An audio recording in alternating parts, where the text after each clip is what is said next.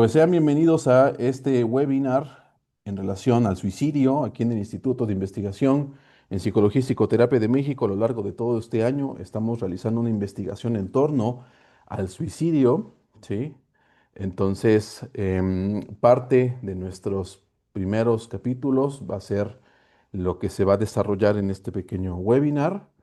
O bueno, aunque no tan de una forma tan específica ni tan exhaustiva, pero sí por lo menos los rasgos generales que sirva para poder entender las pautas básicas de una evaluación o de un manejo en torno al riesgo suicida. Muchos de ustedes son psicólogos, psicoterapeutas, desde la parte clínica o desde la parte forense.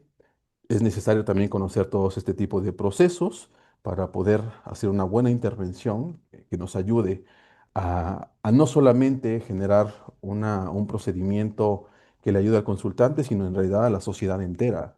¿Sí? Recordemos que una sociedad se vuelve más fuerte a partir de los mecanismos que tenemos para poder generar soluciones a los distintos problemas que atañen al individuo y a la sociedad. ¿Sale? Entonces, pues bueno. Dando esta pequeña introducción, pues vamos a empezar a desarrollar el tema. Primero, me gustaría comenzar con esta frase, ¿sí?, de Erich Fromm, que dice, el suicida está muerto desde antes de intentar quitarse la vida. Esta frase me gusta mucho porque refleja no solamente em, el conflicto per se de lo que es quitarse la vida, sino atrás de él está todo un cúmulo de situaciones, no solamente individuales, sino contextuales, es decir, sistémicas, pautas de retroalimentación que provocan que el individuo empiece a generar una idea, después un intento y por último una consumación del cese de su existencia. El suicida está muerto desde antes de intentar quitarse la vida. Ya bien lo mencionan los distintos manuales de intervención en crisis, y de drogadicción, por supuesto, la mejor estrategia de intervención siempre va a ser la prevención. Pero como siempre he comentado, no podemos hacer una prevención sin antes no conocemos los parámetros por los cuales vive nuestro familiar, nuestro amigo, nuestro conocido. El suicida tiene la intención de llamar la atención y la gente lo sabe y el mito específico de llamar la atención está muy zanjado en la cabeza de todos, ¿sí? Dice, pues nada más quiere llamar la atención. Y yo les digo, sí, justamente es lo que necesita el individuo, justamente es lo que busca con ese parámetro del espectro suicida, lo que busca es llamar la atención. Y si conocemos esa idea, si conocemos esa naturaleza del intento del espectro suicida, ¿por qué no le hacemos caso entonces? Lo que habremos de implementar es mirar a aquel que tiene el conflicto, es mirar a aquel que está pasando por esa situación complicada, no solamente como un parámetro clínico, sino un parámetro de intervención social, por supuesto. La conducta suicida entonces es una forma de poder decirle al mundo, mírame, aquí estoy, necesito que me vean. Ya lo decía Jean-Paul Sartre en su tiempo, nos validamos a partir del otro, no solamente a partir de nuestra propia percepción, autopercepción de quién somos, sino a través de las retroalimentaciones, como bien nos dice el parámetro sistémico. Validamos nuestra existencia a partir del otro, ¿sale? Entonces, si la conducta suicida es eso, pues habremos de mirar al otro para poder ayudarle, para poder darle la pauta de que nos interesa. Entonces, bajo esta mirada, el suicida está muerto desde antes de intentar quitarse la vida. Entonces, la mejor estrategia va a ser mirar a esta persona que tiene un conflicto antes de que llegue a ese planteamiento. ¿Sale? Ya a nivel mundial se estima que actualmente se suicidan 800.000 personas. Por cada suicidio se calcula que ocurren entre 10 y 20 intentos de suicidio, o como algunos lo llaman, intentos de autoeliminación, ¿sale? Que pueden provocar múltiples lesiones y graves efectos emocionales tanto para quien lo intenta como para su familia y para sus allegados, por supuesto. Bajo esta mirada, el suicidio es un continuo de pensamientos, emociones y acciones que expresan el deseo o la intención de poner fin a la propia vida. no es un evento aislado, y eso es justamente a lo que nos plantea esta frase de Eric Fromm, sino que es un proceso complejo que puede avanzar desde pensamientos pasivos hasta actos completamente letales y muy complejos, muy violentos, ¿sale? Por lo tanto, requiere una buena intervención, mm, no minutos antes, porque esos serían los PAS, los primeros auxilios psicológicos, sino realmente necesita una intervención mucho más antes del inicio del conflicto suicida.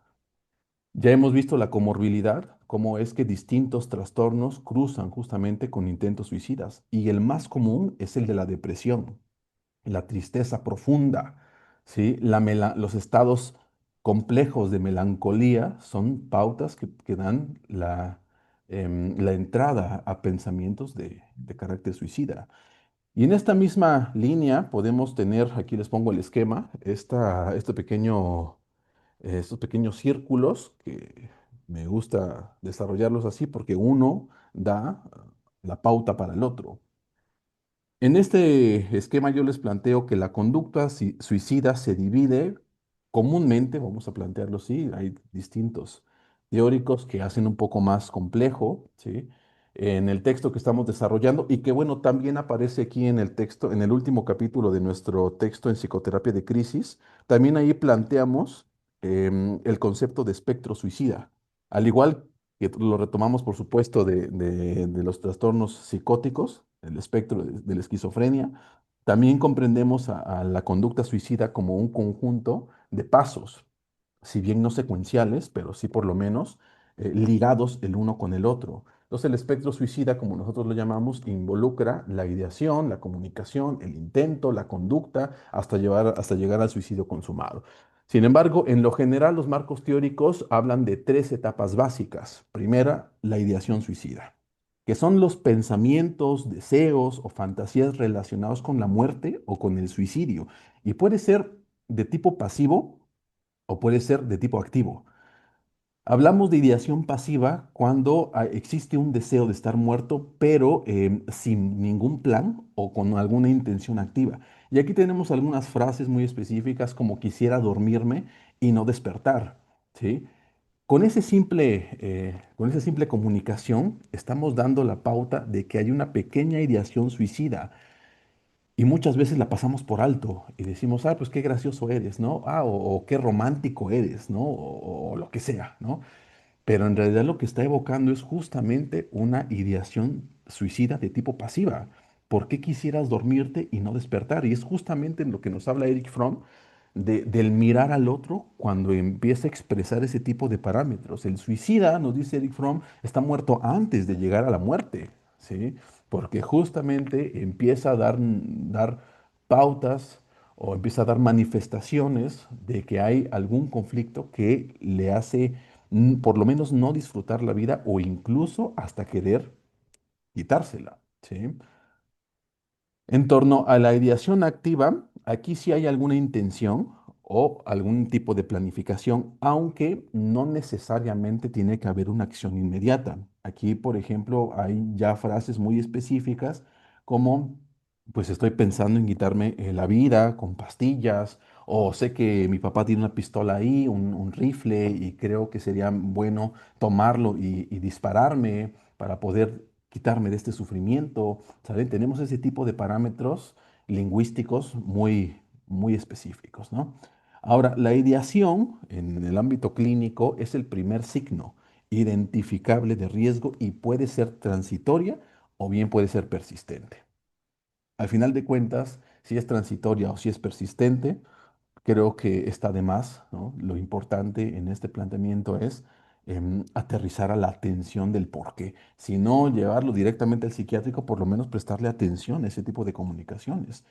Prestarle atención para decirle, mira, aquí estoy para cuando necesites hablar, ¿sí? O para cuando necesites expresarte de alguna forma, ¿sale? O simplemente aquí estoy, ¿sí? Porque justamente en los estilos de crianza, pues hay padres que pues son muy periféricos, hay padres que son muy negligentes y bajo esa misma tesitura, pues se van a desencadenar múltiples deseos pues, de ya no existir, porque recuerden lo que decía Sartre, nos validamos a través de la experiencia del otro. Si el otro me ve, existo. ¿sí? Si el otro no me ve, es como si invalidara mi existencia, ¿sale? Bueno, después tenemos el intento suicida, propiamente dicho, y es una acción ya deliberada con la intención de quitarse la vida. Sin embargo, esta intención no culmina con la muerte, ya sea por alguna situación de rescate, tal vez porque lo hizo mal, o hubo una falla en el método, o simplemente al último instante pues cambió de decisión, ¿sale? Este intento bien puede ser planeado o bien puede ser impulsivo, como por ejemplo los crímenes también, ¿no? Dicen que el suicidio es un acto de violencia que en lugar de ser expresado hacia el exterior, se expresa hacia el interior. Los gestaltistas saben mucho de esto en torno a las introyecciones, ¿sí? En vez de proyectarlo hacia afuera, que a final de cuentas también es un tipo de bloqueo de la experiencia, lo introyectamos hacia adentro, pero sigue siendo de la misma naturaleza violenta. ¿Sí? Entonces, al igual que los crímenes en lo general, que puede ser planeados, metódicos, o bien puede ser un crimen de ocasión, es decir, un crimen impulsivo. Lo mismo pasa en el sentido del suicidio. Bien puede ser planeado, puede ser metódico, o bien puede ser impulsivo, ¿sale? Lo que sí es que implica un nivel de sufrimiento muy elevado y un deterioro en el juicio, o bien si no deterioro, por lo menos una disminución en las capacidades de juicio. Recordemos que la parte frontal de nuestro cerebro es aquella que controla nuestra voluntad, nuestra sociabilidad, ¿sí? Nuestra planificación, ¿sale? Entonces, al entrar en territorio de lo biológico, podemos expresar que incluso puede existir un cierto grado de disminución en la irrigación sanguínea cerebral, que eso ocasiona que no se pueda oxigenar por completo las neuronas de la parte frontal del cerebro y y eso genera una disminución del razonamiento, elevando la tensión sanguínea en la zona cortical que nos da la pauta para ser más impulsivos, ¿sí? Y eso aumenta significativamente el riesgo de futuros intentos o de un suicidio consumado. Un intento previo es uno de los predictores más fuertes de un futuro suicidio. Por eso debe ser tomado con esa misma seriedad que una amenaza inminente. Se estima que los datos estadísticos, se estima que aquel que intenta quitarse la vida, lo va a lograr en 10 años si no tiene una buena intervención psicológica o psiquiátrica. Por último, tenemos el suicidio consumado, ¿sale? Que es ya este acto autoinfligido que resulta ahora sí en la muerte de una persona, ¿sí? Tenemos unos factores asociados más, más fuertemente asociados a este planteamiento. Y por ejemplo, tenemos el acceso fácil a los medios letales, ¿sale? Estamos hablando, por ejemplo, de militares que terminan con su vida, que tienen un acceso muy fácil a armas, a aquellas personas que se dedican, por ejemplo, a la fumigación, que tienen pesticidas, o simplemente aquellos que trabajan con fármacos, los doctores, los enfermeros, ¿sale? Los paramédicos, ¿sale? Que tienen acceso muy fácil a medicamentos, ¿sale? Tenemos también aquí una gran vinculación con los trastornos psiquiátricos, entre ellos y el más fuerte es la depresión, también una gran vinculación con trastornos psicóticos y, por supuesto, el abuso de sustancias. ¿Por qué? Porque el abuso de sustancias psicoactivas, sin control, nos da una gran facilidad de generar conductas de riesgo. Y eso da la pauta a, pues en algún momento decir, pues ya no quiero existir, y aquí viene el suicidio impulsivo, se avienta de la casa, del edificio, del puente, ¿sí? Y pues ahí quedó su existencia, ¿no? De igual forma, es algo muy común que las crisis recientes, entre ellas las pérdidas, los diagnósticos de alguna enfermedad o la violencia, principalmente familiar, también esté muy vinculada con la cuestión del suicidio. Y los datos estadísticos también nos plantean como uno de los criterios para aterrizar en un suicidio es el aislamiento social y la desesperanza crónica. Recordemos que ya Martin Seligman nos había hablado de este síndrome de desesperanza aprendida que muchas personas llegan a tener, en la cual pues son víctimas, por ejemplo, de violencia familiar, que les están pegando constantemente, van ante una institución, no les resuelven nada, Al contrario, el otro se entera de que fue a poner, no sé, una queja y le pega con más fuerza. Después intenta con su familia, pero su familia le dice, oye, tienes que quedarte con tu esposo porque así es la familia, etcétera, etcétera. Y no le resulta, después va con, tal vez con la policía y la policía le dice, no, pues esta es una cuestión familiar, así que no tenemos por qué meternos, ¿no? Y hay casos de eso, por supuesto. Entonces, después de tanto intentar resolver esa situación, pues llega un punto en el que dice, bueno, ¿para qué le sigo intentando si no voy a resolver nada? Ese pensamiento es un síndrome de desesperanza aprendida, ¿sí? O como algunos lo llaman, desesperanza crónica. Y eso hace que a final de cuentas diga, no, pues ya por más que lo intente, no voy a poder salir de esto. ¿Y que es la solución más inmediata? Pues es el suicidio. Recordemos, y aquí voy a diferir con muchos de los teóricos, recordemos que el suicidio, al final de cuentas soy ericksoniano, el suicidio es una de las formas de resolver un conflicto. ¿Sí?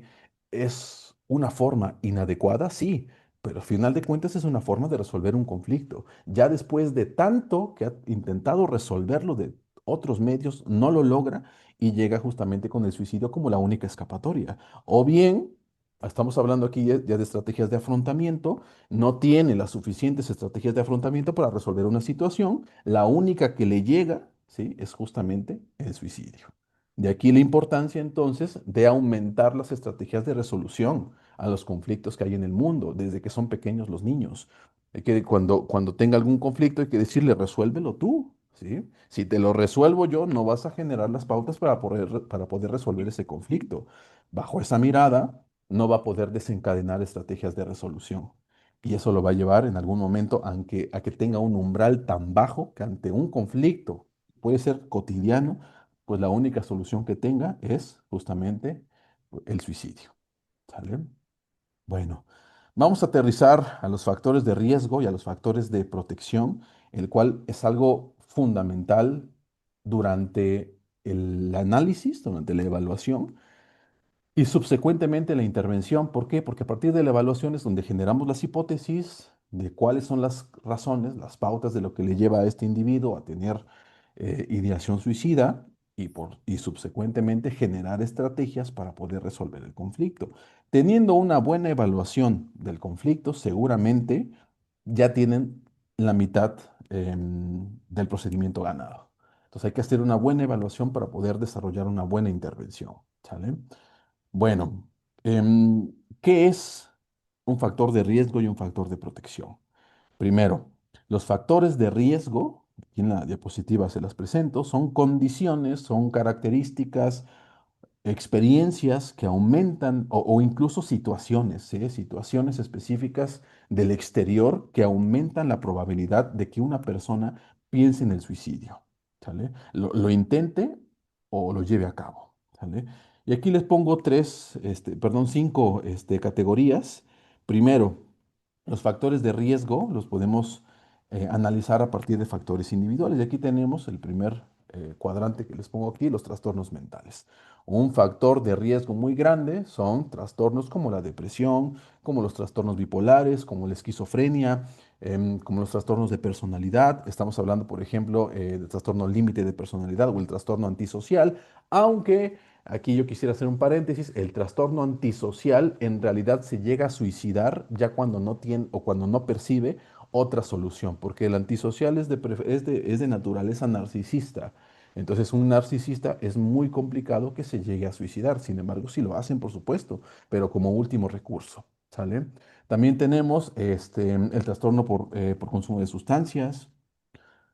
El segundo cuadrante que les planteo es la impulsividad, la desregulación emocional, la historia previa de intentos de suicidio. Los datos estadísticos nos reflejan justamente que quien ha tenido intentos previos tiene una mayor tasa de incidencia para un suicidio consumado. Entonces, cuando les llega su consulta o ustedes tengan algún familiar que lo ha intentado, por mínimo que sea, ¿eh? Hay veces que decimos, pues se cortó la muñeca, pero pues nada más estaba jugando, ¿no? No, no, no, no, no. Hay que darle la justa atención a cualquier mínimo detalle, porque yo siempre he pensado que el espectro suicida comienza como una bola de nieve.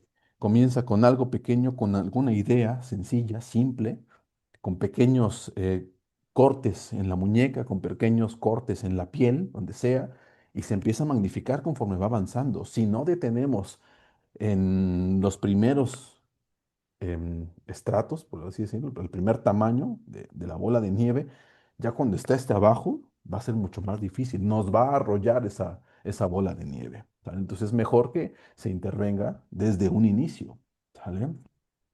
Bueno, el dolor físico crónico o bien las enfermedades terminales, quienes han compartido clase con nosotros en tanatología, hemos visto justamente cómo los dolores crónicos, ¿no? Las personas pues, ya están hartas de tenerlo, pues llegan a tener al menos, si no una ideación, por lo menos ya un intento, ¿no? Con el afán de ya quitarse de ese dolor para siempre, ¿no? Pérdida reciente o anticipada de funcionalidad. Es decir, que de repente pues, tuvo un accidente, era un gran jugador de fútbol, tiene un accidente y queda parapléjico, ¿no? Eso obviamente le va a desencadenar una tristeza muy profunda, un trastorno depresivo y subsecuentemente, si no es atendido, una ideación suicida. ¿Sale? Después tenemos los factores psicológicos. Aquí tenemos, entre muchos otros, sentimientos persistentes de desesperanza. Ya hablamos de la desesperanza aprendida, baja autoestima o autoconcepto deteriorado, dificultades para resolver conflictos, el aislamiento afectivo y percepción de carga para los demás. Todo esto que estamos revisando es importante entenderlo porque a partir de estos sentimientos, de estas situaciones, no quiere decir que nos lleven directamente al suicidio, pero sí son alicientes para por lo menos empezar a pensarlo. Y el pensamiento es el primer paso para que se desenvuelva una conducta.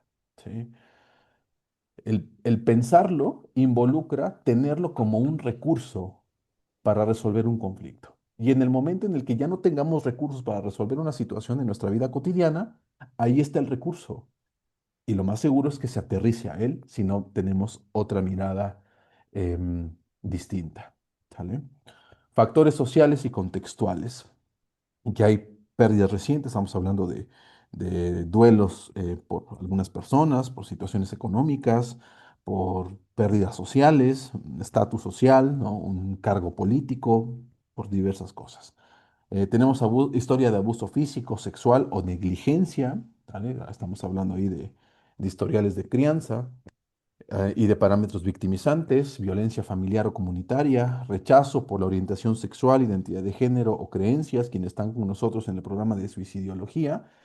Justamente vamos a tener nuestro módulo de suicidio en poblaciones especiales, que son adultos mayores, adolescentes y población LGTBIQ más, porque justamente hemos visto cómo este tipo de poblaciones sufren mucha discriminación, no por la naturaleza de ser un adulto mayor, ni por la naturaleza de ser gay, lesbiana, ni por la naturaleza de ser adolescente, sino más bien por el estigma que cargan por todos los parámetros socioculturales que rodean a este tipo de poblaciones.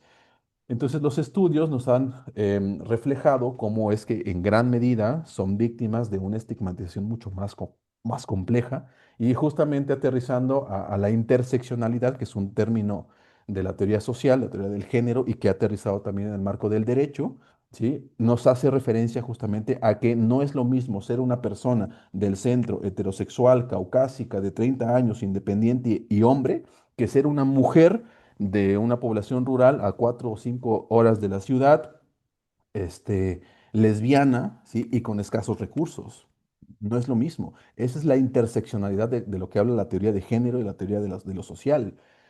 Habrá poblaciones que sean más vulnerables a ciertas nociones socioculturales y que les va a costar mucho trabajo acceder a ciertos beneficios que a las personas del centro, caucásicas, hombres de mediana edad, independientes, pues va a ser mucho más sencillo y con gran estatus socioeconómico. A ese parámetro de interseccionalidad es lo que nos va a dar este análisis justamente de cuándo sí es mucho más riesgo y cuándo es un parámetro como recurso. ¿Sale? Que es lo que vamos a ver ahorita. Después tenemos el acoso escolar o ciberacoso, el bullying cibernético y el desempleo prolongado. Por último, tenemos los factores históricos y demográficos, es decir, puede tener antecedentes dentro de su familia con suicidio, ¿sale? Es decir, una madre, un padre que se suicidó, o incluso ni siquiera un familiar directo, sino una amistad, un conocido, un vecino, ¿sale? Que sea género masculino, así lo plantean las estadísticas, ¿eh? Así plantea la estadística de que el hombre es mucho más propenso a caer en un acto suicida, un suicidio consumado. El suicidio en la adolescencia es mucho, el intento de suicidio en la adolescencia es mucho más común en mujeres de 12 a 14 años, pero el suicidio consumado es mucho más común entre hombres de 14 a 19 años, ¿sí?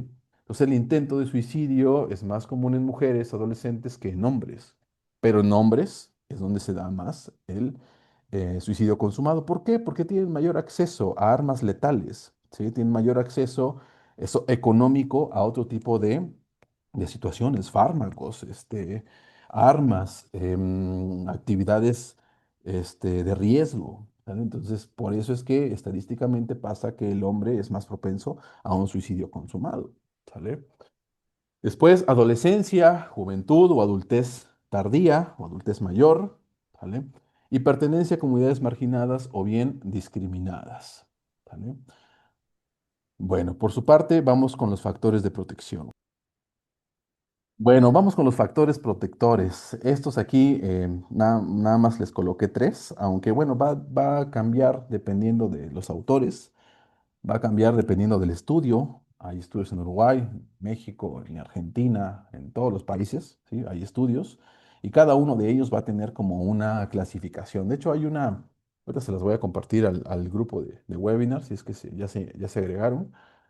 Hay una infografía muy bonita que habla de factores protectores que es del Ministerio de Salud de Colombia. Se las voy a compartir para que la vean y se las compartan o lo tengan ahí impreso en su consultorio y digan a ver qué es lo que tengo que revisar o qué es lo que tengo que trabajar para prevenir el suicidio, porque realmente para eso nos sirve entender los factores de protección, para desarrollar la estrategia de intervención y la podrán ahí ustedes desarrollar de una forma muy sencilla. ¿Sale? Bueno, ¿qué es un factor de protección? Son condiciones, al igual que los factores de riesgo, pero que en sentido contrario a ellos reducen la probabilidad de una conducta suicida y fomentan la resiliencia ante el sufrimiento psicológico.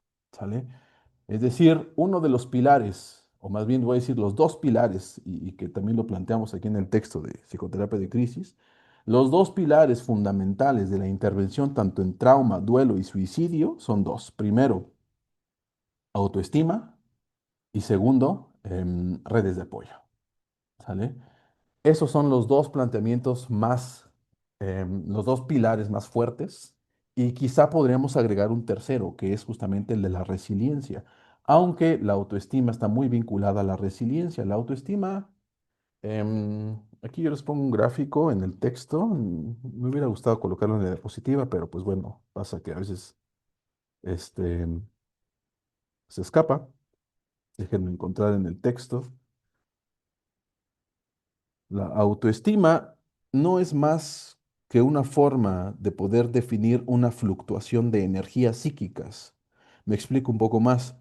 La autoestima muchas veces es complicado para el consultante e incluso para el propio terapeuta desarrollarla o definirla, ¿no? Como diciendo, bueno, ¿qué es autoestima? ¿Cómo la defino en mí? Cómo la siento en mí?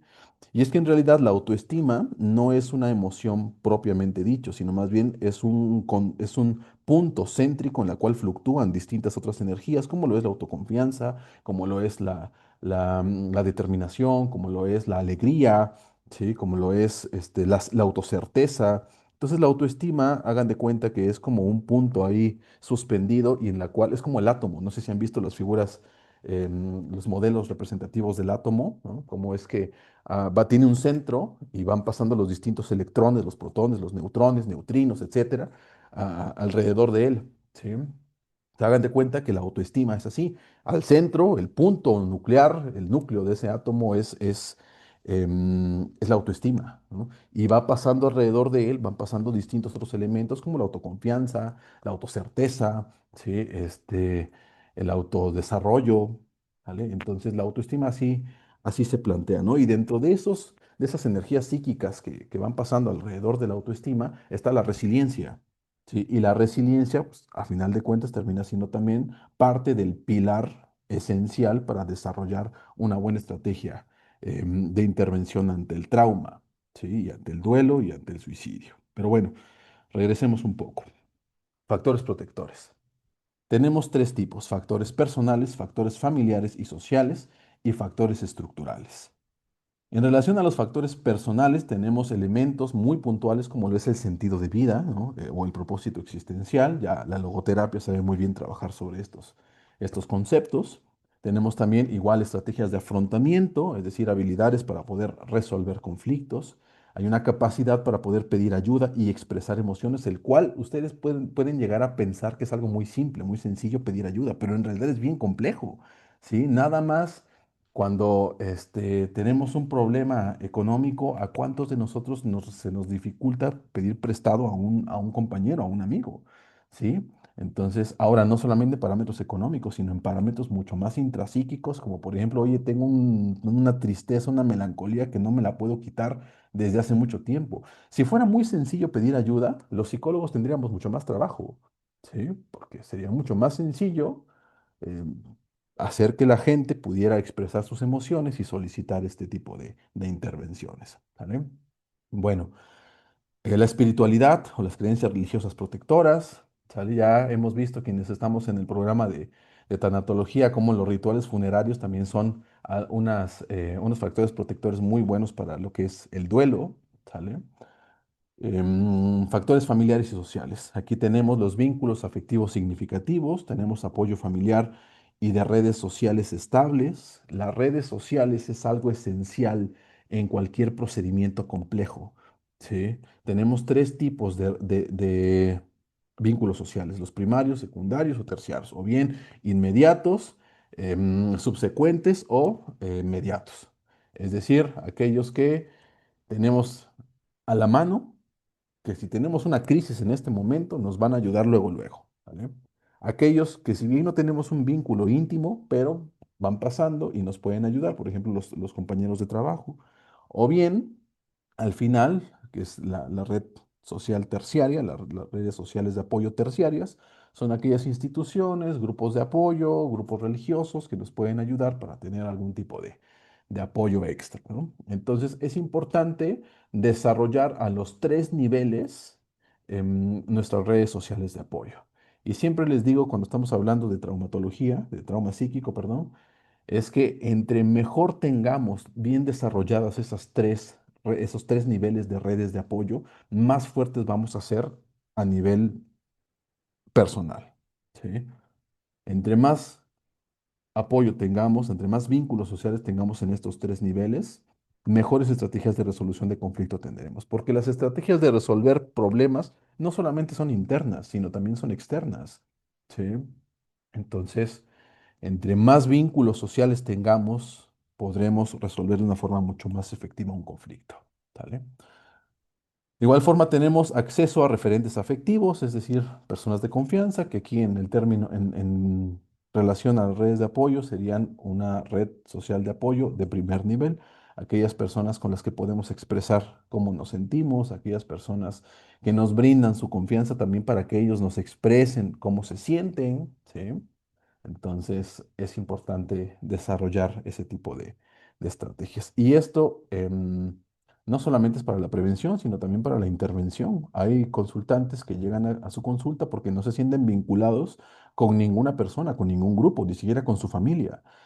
Y eso recordemos a Jean-Paul Sartre con el existencialismo: nos validamos a partir del otro, causa un conflicto. Entonces, la tarea primordial, la tarea esencial, es poder desarrollar tareas, a su vez, al consultante, para que pueda él empezar a fortalecer los vínculos sociales que tiene. ¿Sí? Bueno, posteriormente a que ya hemos revisado cómo está su autoestima, porque de nada nos servirá desarrollar una estrategia basada en vínculos sociales si antes no hemos desarrollado una estrategia para trabajar autoestima, límites personales. ¿Sale? Bueno, ahora vamos con los indicadores de riesgo. Esto de igual forma resulta fundamental para prevenir una conducta suicida. ¿sale? Estas señales, vamos a llamarlo así, son mensajes, ya sea directos o indirectos, expresados a través del lenguaje, del comportamiento o del entorno que indican un riesgo potencial de intento o de suicidio consumado.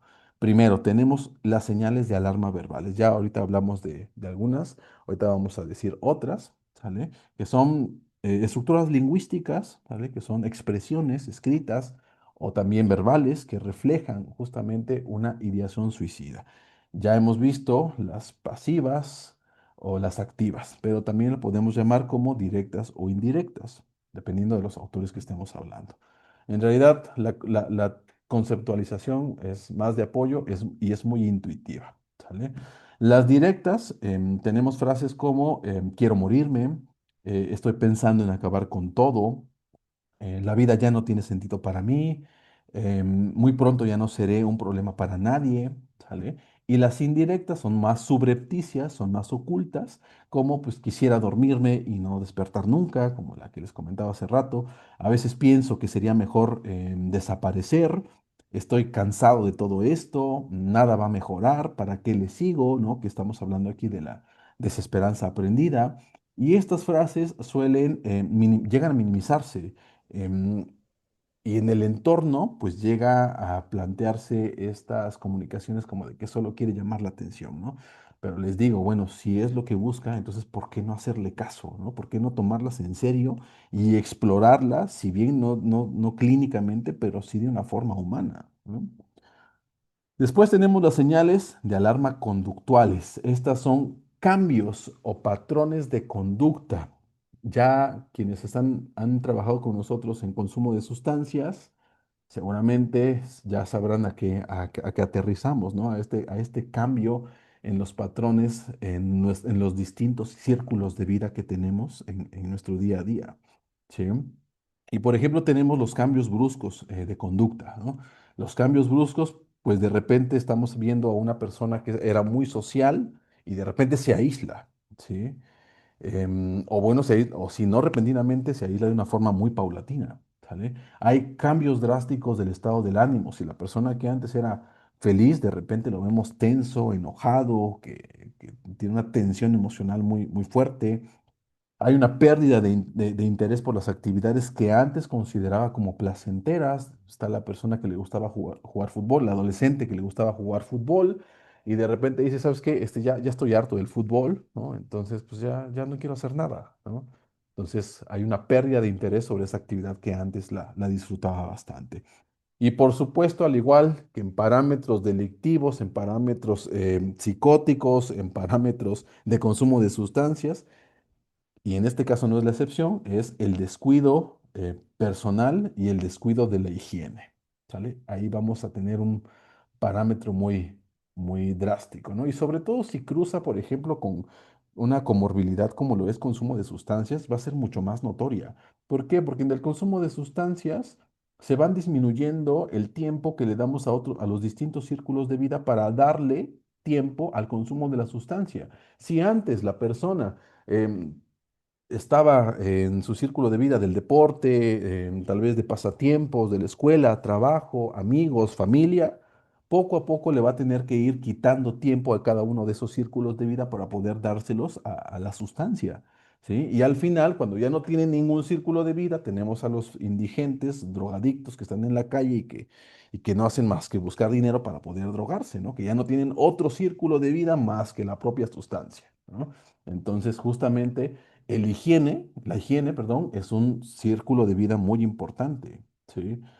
Cuando veamos un deterioro en la higiene y en las pautas de vestimenta, en las pautas del descuido personal en lo general, pues vamos a tener ahí que seguramente cuestionarnos por qué, ¿no? ¿Sale? Y puede ser que digan, no, pues, pues, estoy triste, ¿no? El cual también es un síntoma, recuerden, por la comorbilidad con depresión, ¿vale?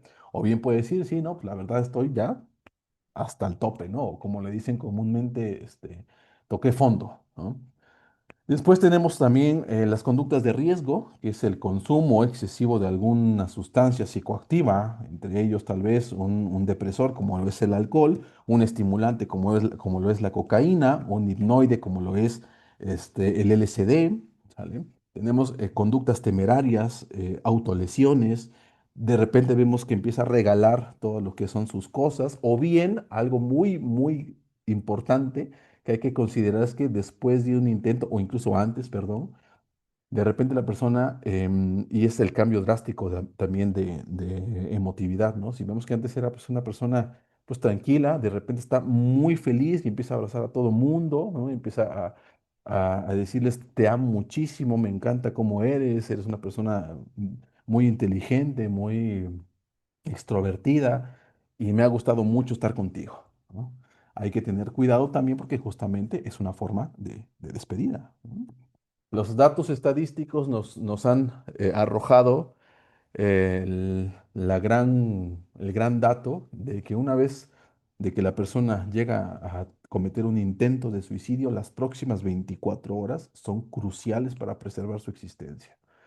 Entonces hay que tenerlo y es lo que vamos a ver ahorita en torno a los protocolos en niveles de riesgo altos, ¿no? Cuando tenemos un nivel de riesgo alto, la observación constante es un pilar fundamental, ¿sí? Y un nivel de riesgo alto se genera justamente porque previamente ha tenido un intento de suicidio en las últimas 24 horas, ¿sí? Bueno, pero ya ahorita llegaremos a eso. Después tendremos que buscar métodos, ¿no? Para evitar justamente que tenga acceso a armas letales, ¿no? Por ejemplo, es muy común también que las personas tengan en sus historiales de búsqueda en Internet información sobre suicidio, ¿no? O preguntas clave como ¿cómo me puedo suicidar?, ¿no? Aunque no lo crean, hay ese tipo de situaciones, ¿sale? Específicamente en adolescentes estamos hablando de que los cambios van a aterrizar a un bajo rendimiento escolar, a conflictos familiares personales y por supuesto a conductas agresivas o una irritabilidad constante y que puede llegar hacia grados de violencia muy fuertes. Ahora, señales de alarma contextuales. Recordemos que el parámetro sistémico es algo que hay que considerar siempre, independientemente de qué enfoque se trabaje a nivel terapéutico. Lo sistémico nos da la pauta para entender que hay todavía un cúmulo de elementos que generan retroalimentaciones mucho más complejas de lo que es el simple análisis intrapsíquico, ¿sí? Entonces hay que considerarlo. Y así entonces habremos de entender cuáles son esas señales de alarma contextuales. Por ejemplo, tenemos la pérdida significativa, los duelos, ¿vale? Tenemos diagnósticos de enfermedades graves, tendremos también problemas legales, problemas económicos, académicos, en el caso de jóvenes o adolescentes, tendremos experiencias de violencia o en general cualquier experiencia victimizante, ¿sale? También tenemos algunos factores estructurales como lo es la falta de acceso a cuestiones de servicios de salud o educación o atención médica en lo general, ¿sale? Ausencia de redes de apoyo, exclusión social o incluso también crisis humanitarias o bien desastres naturales como son los temblores, los tsunamis o terremotos, ¿sale? O también cuestiones de terrorismo, ¿no? No estamos exentos de esto, ya lo vimos el año pasado con la guerra con, con Ucrania y Rusia, ¿vale? Entonces que también pueden llegar a este tipo de situaciones tan complejas, ¿sale? Bueno, aquí yo les pongo un pequeño semáforo en la cual nos va a ayudar para esquematizar los niveles de riesgo suicida que puede tener el consultante. Aquí les pongo un pequeño semáforo verde, ¿no? Que es un riesgo leve, pero bueno, a final de cuentas es un riesgo, no quiere decir que no hay que tomarlo en cuenta, ¿eh? Entonces aquí hay presencia de ideación pasiva, no hay planes propiamente dichos. Puede haber alguna intención, pero no hay una conducta preparatoria, ¿sale? Todavía se queda como en ideas pasivas, ¿sale? Está muy ligado, por ejemplo, a un deseo de morir ocasional, ¿no? Pero sin llegar a formular ningún método. También hay presencia de una red de apoyo, aunque poca, pero está presente. No hay intentos previos, aquí es muy importante recalcar, no hay intentos previos para poder acometer contra su propia vida, ¿sale? Este, Quizá aquí en el semáforo verde sí pueda haber alguna manifestación de cutting, por ejemplo, o de pequeñas conductas de riesgo, ¿sale? Tal vez aquí está presente el sexo sin protección, también puede ser. Algunas imprudencias viales, que también es algo muy constante en la ideación suicida, ¿sale? Eso sí puede estar presente, pero no hay una intención concreta de quitarse la vida, ¿sale? Ahora, ¿cuál es el manejo recomendado en el semáforo verde? Es primero una contención emocional, una psicoeducación, un seguimiento ambulatorio, es decir, ya sea en psicoterapia, ya sea psiquiátrico, ya sea incluso con enfermería familiar, ¿sale? Habremos de fortalecer los factores protectores y, por supuesto, y eso va a estar presente en los tres niveles, una elaboración, la elaboración, perdón, de un plan de contingencia o un plan de seguridad, como lo llaman algunos autores, ¿sale? Y va a estar presente eso en los tres niveles. Ahora, el riesgo moderado. Aquí ya existe una ideación activa y ya puede estar presente algún grado de planificación respecto al cómo lo va a hacer, ¿sale? O al menos tiene ya una idea, o ya tiene identificado cuáles van a ser los pasos a seguir, o cuáles podrían llegar a ser los pasos a seguir para cometer suicidio.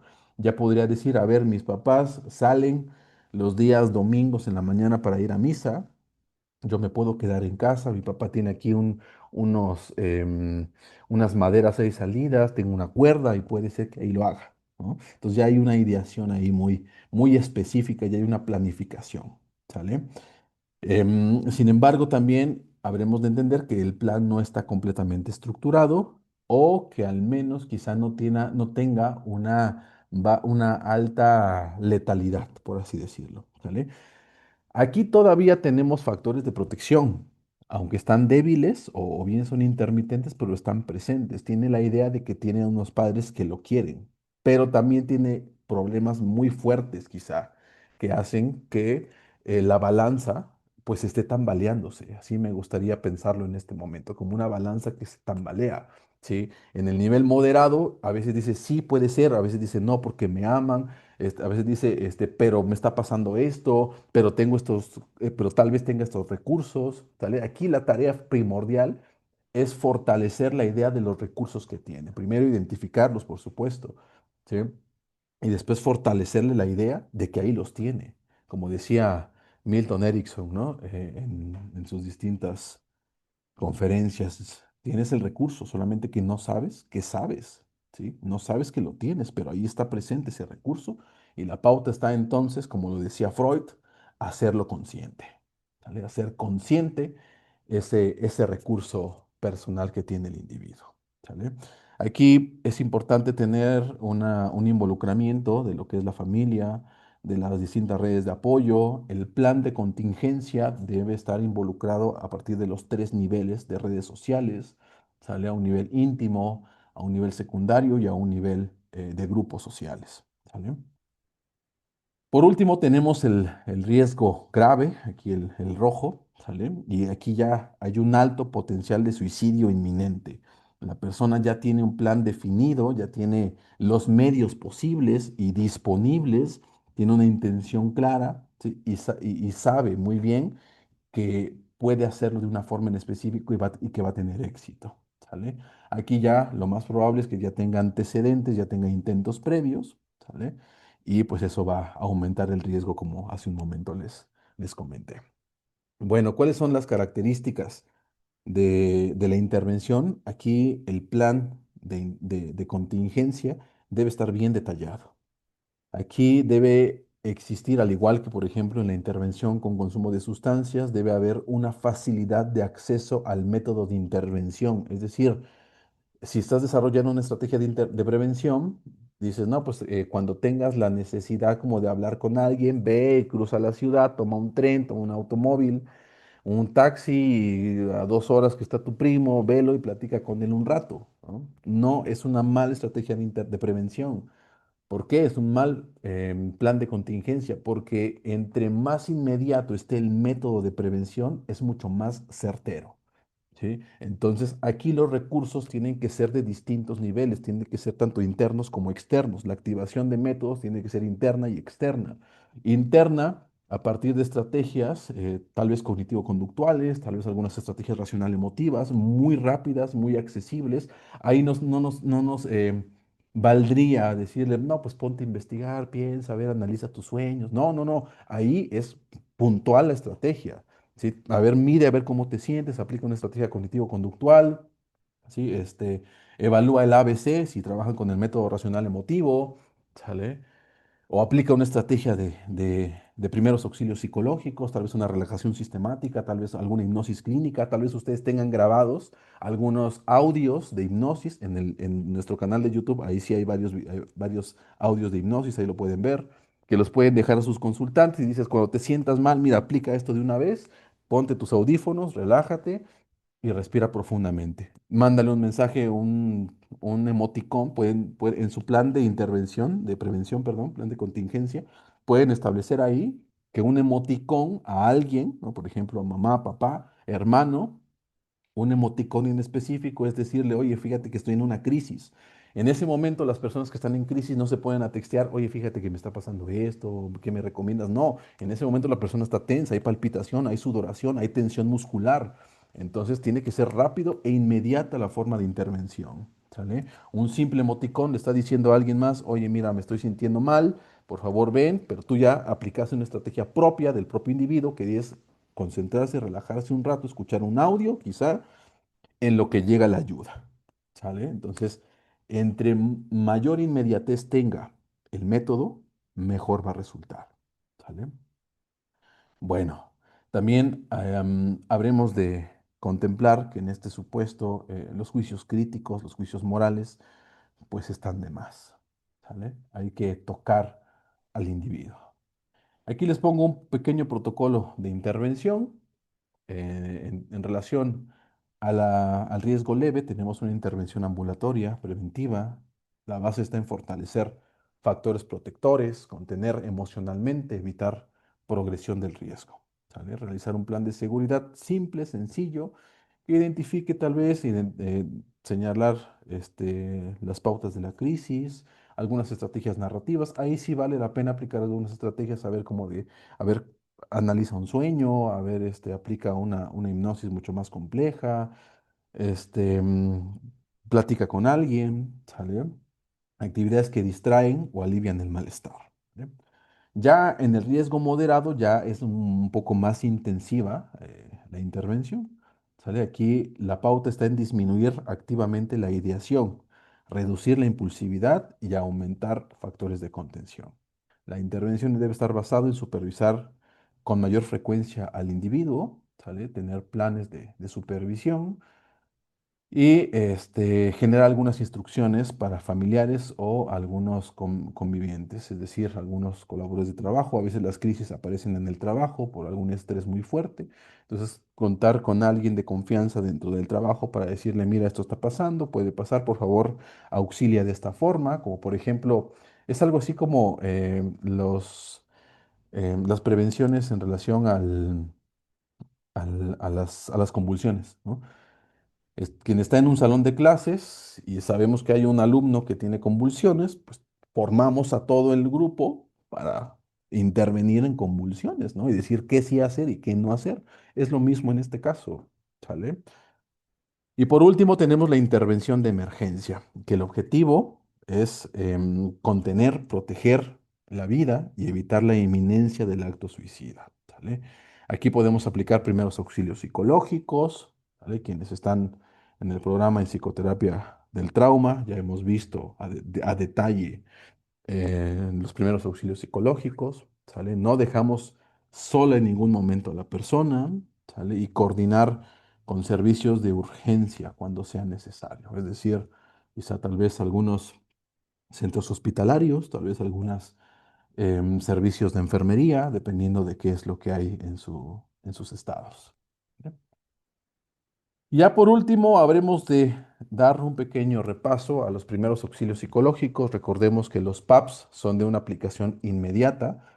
Ya aquí en el texto que nosotros desarrollamos de psicoterapia de crisis, desarrollamos una metodología basada en tres peldaños, que comienza con los primeros auxilios psicológicos, después con la intervención en crisis y después la psicoterapia de crisis propiamente dicha.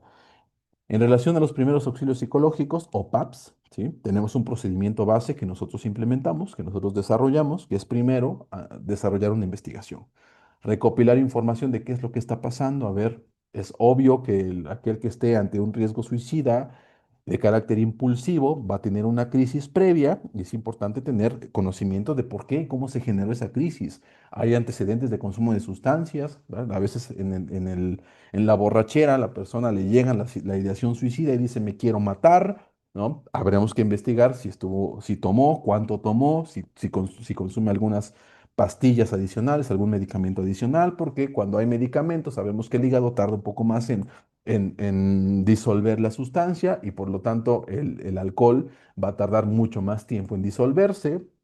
¿Sale? Entonces hay que tener conocimiento, si bien no a unas grandes profundidades, por lo menos lo esencial para la intervención, ¿sale? Para los PAPs. Después tenemos la fase de aseguramiento. Aquí retiramos al individuo del lugar. Y aquí estamos hablando tanto de las personas con riesgo suicida como sus familiares, ¿sale? El familiar no tiene el interés, o más bien no tiene, no el interés, sino más bien no tiene el deseo quizá de ver a su familiar pues en una crisis, lo quiere ver bien. Nosotros queremos ver a queremos ver bien a nuestros familiares, queremos verlos felices.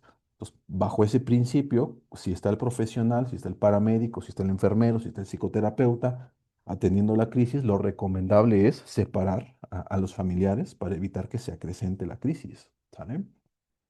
Y bueno, por supuesto, cuando estamos hablando del propio individuo, por ejemplo, que vio a una muerte y de repente, una muerte de un familiar cercano y de repente dice, ya, yo también me quiero morir, ¿no? Lo que hay que hacer entonces es asegurar al consultante y retirarlo del lugar de donde está el estímulo, ¿vale? Entonces tenemos una fase de investigación previo a los primeros auxilios psicológicos, después tenemos una fase de aseguramiento y por último tendremos una fase de gestión en donde ya procuramos la protección del individuo, ya sabemos cuál es el asunto y ahora sí podemos aplicar una estrategia de reducción de ansiedad, tal vez una tensión muscular y una relajación sistemática, perdón, puede ser también una aplicación de una meditación, de una estrategia de yoga. El yoga es muy bueno para la cuestión de los PAPs, ¿sale? También aunque resulte complicado, pero ayuda bastante, porque recordemos que la pauta del yoga es regular los niveles de tensión sanguínea, ¿sí? Esa es la función del yoga, la función del mindfulness, ¿sale? La función de muchas estrategias de racional emotiva es disminuir la tensión o la tensión sanguínea de los centros corticales y regresarla a los parámetros neocorticales, ¿no? Para poder permitir el razonamiento de todo de todo lo que está pasando alrededor, ¿no? Entonces, algunas estrategias de ese tipo. De hecho, sea de paso, el mindfulness, que es una ahorita que está siendo todavía muy estigmatizada, hay datos científicos, vamos a llamarlos así, porque a veces hay confusión de lo que es científico y lo que no, pero hay parámetros estadísticos, que es el término correcto, hay parámetros estadísticos que reflejan justamente que el mindfulness es una herramienta muy buena de intervención y sobre todo para problemas psicóticos, ¿eh? Y sobre todo específicamente a síntomas psicóticos de carácter auditivo, ¿no? Entonces, ya les recomiendo algunas investigaciones en relación a eso, mindfulness para trastornos psicóticos, y se van a dar cuenta de lo que les estoy hablando. Entonces, el mindfulness es una herramienta muy buena. La meditación, el yoga, la hipnosis clínica, ¿sale? Son estrategias que nos sirven para poder gestionar la crisis en ese momento, ¿vale? Pero antes nosotros ya tenemos información, ya aseguramos al consultante, tenemos un ambiente propicio, no el lugar donde está la persona muerta, sino lo separamos y lo podemos reubicar en un lugar, eh, entre comillas, tranquilo, o bien en condiciones óptimas para aplicar la herramienta de gestión, ¿vale? Entonces, bueno, pues Hasta este punto espero que les haya yo dado una pequeña probada de lo que es la evaluación y cuáles son las pautas de intervención en el riesgo suicida, ¿sale? Y pues les agradezco mucho. Hasta aquí voy a detener la grabación ya para comentarios finales o algunas dudas que tengan.